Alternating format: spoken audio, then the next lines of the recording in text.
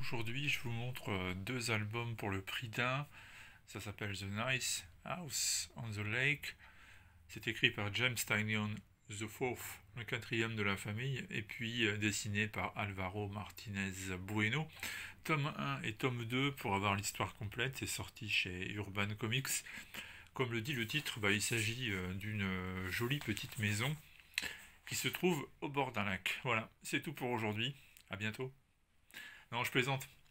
Cette jolie petite maison là, que vous voyez ici, en fait c'est un peu plus qu'une petite maison, c'est carrément une villa somptueuse, on a rarement vu un lieu aussi agréable pour passer des vacances.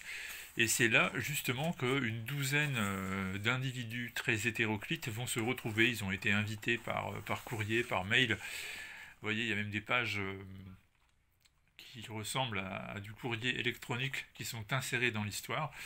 Ils ont tous été invités par un certain Walter. Alors Walter, c'est un ami d'enfance, c'est quelqu'un qu'ils ont croisé à un moment donné dans leur vie, à différents titres. Il a joué un rôle important donc pour chacun d'entre eux. Et tous ne se connaissent pas, bien sûr, puisqu'ils ont rencontré Walter à des moments différents de l'existence. Mais toujours est-il qu'ils ont comme point commun d'avoir eu cette invitation, de l'avoir acceptée et donc de passer un week-end absolument fantastique dans un lieu absolument de rêve. Sauf que, évidemment, ça ne va pas se passer comme ça, sinon ça n'aurait aucun intérêt d'en faire un récit en deux volumes, et ça n'aurait pas été publié chez Urban. Déjà, premier indice, comme quoi les choses ne sont pas tout à fait normales, chacun se retrouve dans la villa sans avoir le souvenir bien précis du moment où ils sont arrivés et du chemin qu'ils ont accompli pour y parvenir.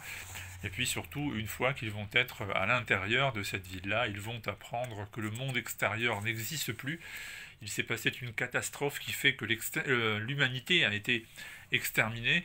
Alors ce n'est pas un virus, ce ne sont pas des zombies, ce n'est pas une guerre nucléaire, ce serait en fait une sorte d'entité extraterrestre qui aurait mis fin à l'humanité telle qu'on la connaît, une sorte de peuple étrange, on ignore en fait qui ils sont. Tout ce qui s'avère par contre exact et terriblement vrai, c'est que Walter, l'ami en question, n'est pas que l'ami en question, mais c'est aussi l'un de cette étrange faune, de ces étranges envahisseurs qui ont mis fin à l'humanité. Sauf que Walter a des objectifs différents, il a réuni ses 12 amis pour les sauver, pour leur donner la chance de rester en vie. Sauf que, évidemment, ils vont devoir s'accommoder de cette nouvelle existence. Ils ne peuvent pas quitter la résidence, ils ne peuvent pas quitter le parc qui l'entoure. Donc les voici plus ou moins prisonniers. Alors ça ressemble un peu à une espèce de confinement, comme on l'a vécu à l'époque du Covid. Il y a un peu de ça dans ce récit. Et puis ça ressemble aussi un peu à une sorte de télé-réalité. Vous vous rappelez Love Story avec les candidats qui vont s'accommoder de la situation, ceux qui vont tomber dans la dépression, ceux qui vont tenter de quitter malgré tout le territoire en trouvant une solution. Bref, c'est un comic book qui est diablement bien écrit. Alors, j'ai eu un peu de mal, les deux premiers épisodes, j'avais l'impression que ça n'avançait pas, c'était un peu confus, mais plus on va de l'avant, plus ça devient évident. Tynion 4 a vraiment mis au point un mécanisme qui se révèle être diaboliquement presque parfait, et il finit par retomber sur ses pieds d'ailleurs en fin de second tome. C'est une performance assez remarquable parce qu'il y a beaucoup d'éléments qui sont insérés dans cette histoire. Il y a beaucoup d'allers-retours entre le passé et le présent et beaucoup de personnages différents. Du coup, il faut quand même s'accrocher, c'est pas si facile d'accès. C'est pas quelque chose qu'on peut lire distraitement aux toilettes et ça demande tout de même un peu plus de concentration. Alors, on nous a promis une histoire complète en deux tomes, mais il se trouve que quand on arrive à la fin du deuxième, il est inscrit qu'il s'agit en fait du premier cycle. Y en aura-t-il un second? Vous le verrez bien un jour ou l'autre. En tout cas, pour l'instant, il n'y en a pas encore.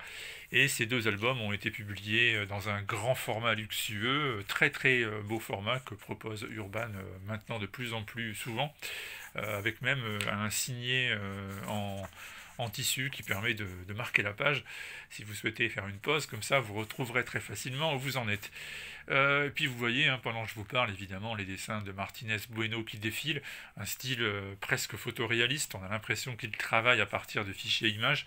Il y a un petit peu de Malev aussi dans ce qu'il fait, Alex Malev, on retrouve un peu de ce style-là. C'est tout simplement très beau, très très beau. On ne s'ennuie jamais, rien qu'à regarder les dessins, il y a toujours vraiment une très très très belle attention aux moindres détails, et en même temps un petit côté, et j'ai fait exprès de laisser en partie inachevé certaines choses, et du coup ça donne vraiment beaucoup de cachet, avec notamment également aussi des couleurs qui se hissent à la hauteur de l'histoire et qui permettent de différencier les différentes voix qui prennent la parole et qui rythment ce récit.